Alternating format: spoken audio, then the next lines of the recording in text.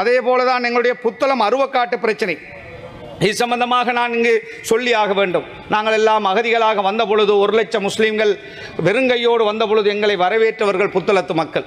அந்த புத்தளம் தொகுதியிலே இந்த தேர்தலிலே அதிகமான வாக்களை என்பிபிக்கு தான் அளித்தார்கள்.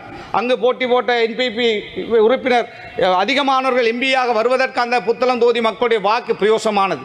தேர்தல் காலங்களிலே எங்களுடைய ஜனாதிபதி வேட்பாளர் உட்பட அங்குள்ள இன்று எம்பியாக இருக்கின்றவர்கள் கூட சொன்னார்கள் அருவக்காட்டு திட்டத்தை முன்னெடுக்க மாட்டோம் என்று.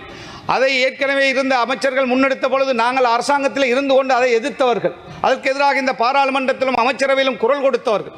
அவ்வாறு இருக்கின்ற பொழுது இந்த அரசு 2.5 பில்லியனை அருவக்காட்டுக்காக ஒதுக்கீடு செய்திருக்கிறார்கள். அந்த மக்கள் நேற்று நாங்கள் பார்த்தோம்.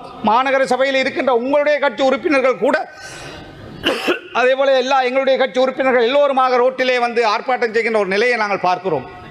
ஆர்ப்பாட்டங்களை அதிகரிக்காதீர்கள். எனவே அவ்வாறான ஒரு திட்டத்தை நிதி ஒதுக்குவதற்கு முன்னர் அந்த பிரதேச மக்களோடு கதையுங்கள்.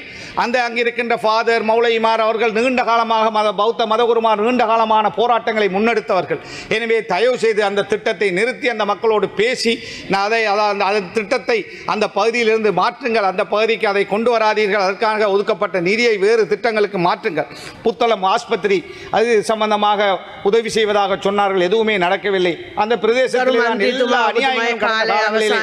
சீமந்து தொழிற்சாலையாக இருக்கலாம், அதே போல அனல் மின்சாரமாக இருக்கலாம், எல்லா அநியாயங்களும் அங்கேதான் நடந்திருக்கிறது. ஒரு அழகான அந்த பிரதேசத்தை கட்டி காப்பதற்கு அதை ஒரு குப்பை மேடாக மாற்றிவிடாதீர்கள் என்று மிக அன்பாக கேட்டு இந்த செய்திகளை உடனுக்குடன் தெரிந்து கொள்ள உடனே சப்ஸ்கிரைப் பண்ணுங்க.